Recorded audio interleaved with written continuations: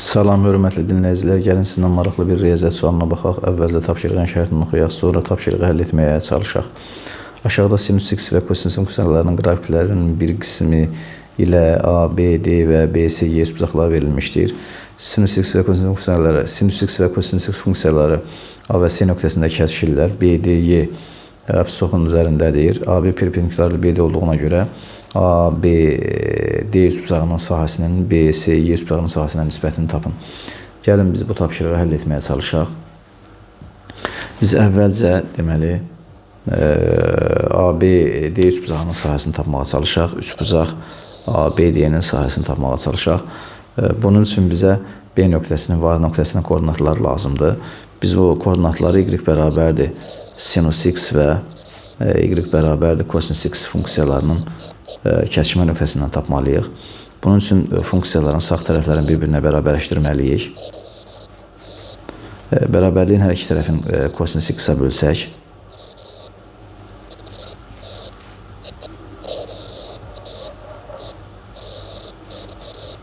biz buradan alırıq ki, tangens x bərabər nəyə? 1-ə. 1 nə vaxt alır? X bərabərdir pi bölək 4-də, yəni 45 dərəcədə. Çünki bu bucaq birinci rübə düşür. İndi biz deməli B nöqtəsinin koordinatlarını yazsaq, deməli pi bölək 4 və 0-dır. İndi biz A nöqtəsinin deməli koordinatların deməli A nöqtəsinin deməli biz deməli B nöqtəsinin koordinatı pi bölək 4 0-dır.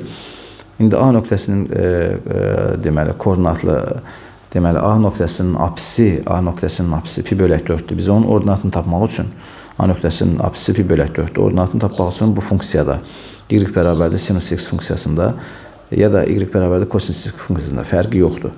İndi biz y bərabərdir sinus x funksiyasında qiymətini hesablayaq. Yəni x-in yerinə burada pi bölək 4 qoyacağıq. Sinus x-in yerinə yazılan pi bölək 4, yəni apsisin qiymətin və kökdə 2 bölək 2.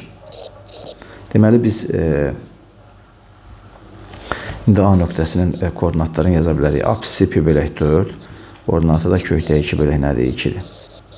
İndi bizə deməli AB-ni buradan tapa bilərik ki, AB-nin uzunluğu, yəni AB parsiyasının uzunluğu deməli A nöqtəsinin deməli nədir? Ordinatının qiymətinə bərabərdir. Yəni nəyə? Kökdə 2 bölək 2-yə bərabərdir.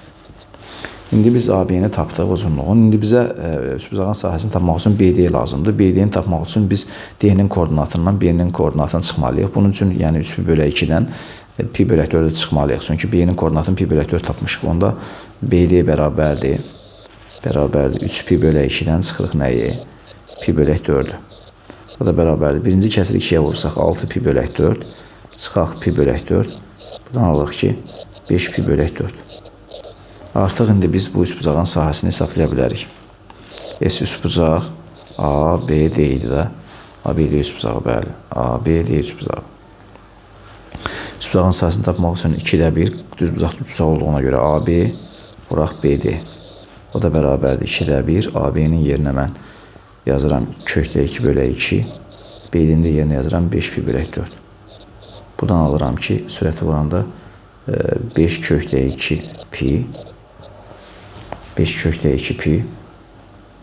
Bunu biraz səliqəli yazaq.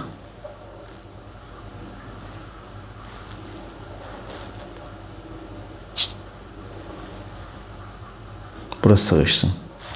Deməli yazırıq ki, AB bərabər, ABD-nin sahəsi bərabər 2-də 1 vuraq AB, vuraq BD. Bu da bərabərdir. 2-də 1 vuraq AB-nin yerinə kökdə 2 bölək 2. BD-nin də yerinə 5 pi bölək 4. 5 pi bölək 4 o da bərabərdir. Sürəti vursaq 5 kökdə 2 pi bölək məxrəcdə 16.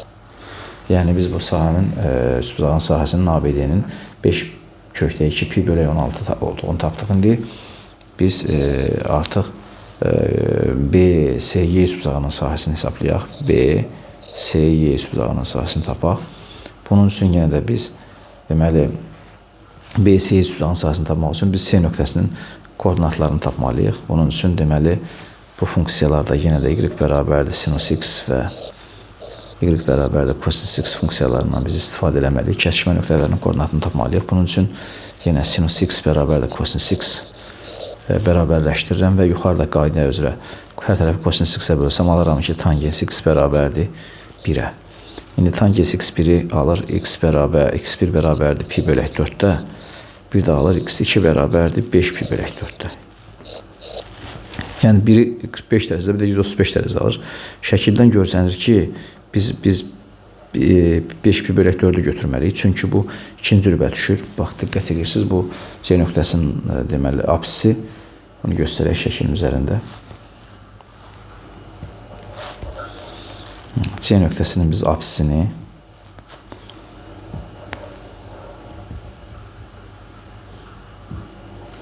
C nöqtəsinin apsisini, bax, buradan bir hündürlük çəkməliyik bura.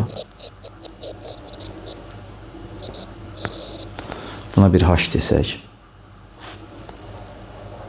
Hündürlüğün oturacağına bir h-la işarə etdik. Hündürlüğün oturacağına bir h dedik. Yəni C nöqtəsinin deməli apsisi oldu 5 pi bölək 4. 5 pi bölək 4. Bunu h-la işarə edək ki, yəni hündürlüğün oturacağını. Onda biz yaza bilərik ki, davam edirik.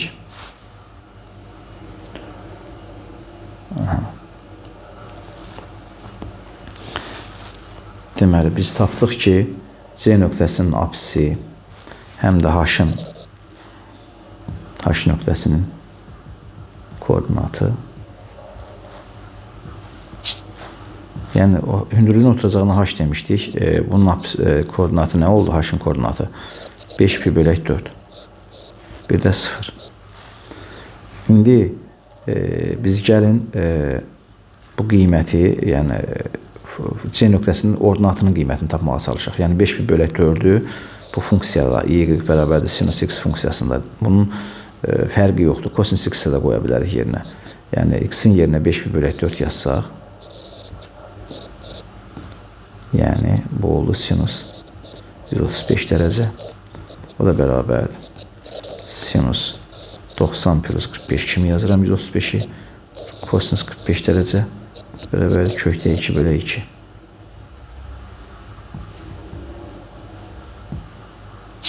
Bərabərdir kökdə 2 bölək 2. Deməli, biz C nöqtəsinin koordinatını tapdıq. Koordinatlarını göstərək burada tapdıq. Apsisi, C nöqtəsinin apsisi 5 pi bölək 4. Koordinatı da kökdə 2 bölək 2. Yəni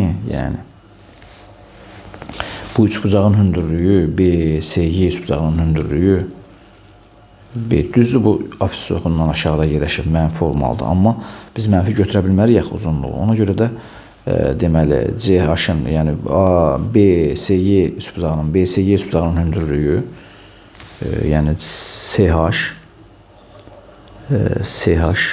bərabər oldu nəyə? Kökdə 2 bölək 2.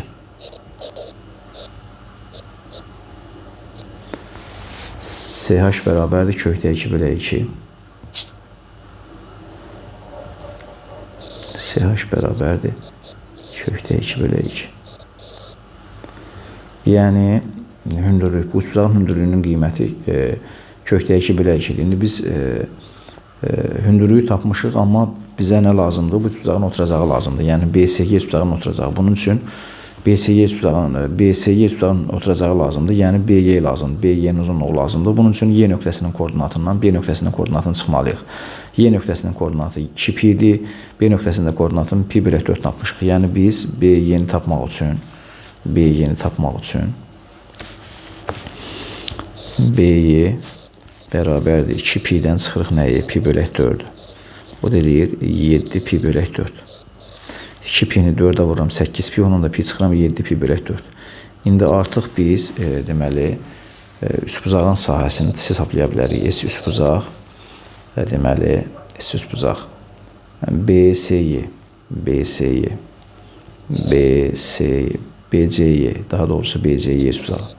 BCY üsbucağının sahəsi, BCY üsbucağının sahəsi deməli 2-də 1 vuraq. Deməli 2-də 1 vuraq CH vuraq. Vuraq bir də nə? BY. BY. Bu da bərabərdir 2-də 1. CH-ı biz kökdə 2 bölək 2 tapmışıq. BY-ni də tapmışıq 7 pi bölək 4. Bunu da biz hesablasaq alarıq ki 7 kökdə 2 pi. Bunu biraz səliqəli yazaq. Bu da yenə böyük yazıq bunu bura. Vuraq 7 pi bir 4 o da bərabərdir 7 kökdə 2 pi bölək neçə 16. Çünki məxrəc 16 edir, sürətdə 7 kökdə 2 pi bölək 7 sürət edir 7 kökdə 2 pi, məxrəcdə 16. İndi biz diqqət eləsəz bu üçbucaqların sahələrinin nisbətini soruşurdu. Biz bu üçbucağın sahəsinin, yəni hansı üçbucağın ABD-nin sahəsinin 5 kökdə 2 pi bölək 16. Bunun sahəsinin isə 7 kökdə 2 pi bölək 16 olduğunu tapdıq. İndi biz yaza bilərik ki S deməli S ABD-nin nisbəti S üçbucaq ABD-nin S üçbucaq BCY-yə BCY-yə o da bərabərdir. Bunun yerinə qiymətini yazaq. 5 kökdə 2 pi 5 kökdə 2 pi bölək 16 7 kökdə 2 pi bölək 16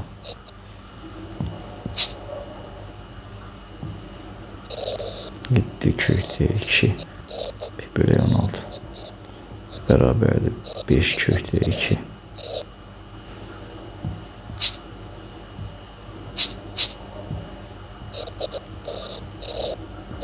pi bölək 16 vuraq tərsinə 7 kökdə 2 pi 16'lar gedir, kökdə 2'lər gedir, pi'lər də gedir. Alırıq ki 5 bölək 7. Yəni 5'in 7'yə nisbəti alırıq. Bu üçbucağın sahələrinin nisbəti olur. 5'in 7'yə nisbəti bu B variantına uyğun gəlir. Maraqlı tapşırıq idi. Diqqətinizə görə sağ olun. İnşallah yeni videolarda görüşərik.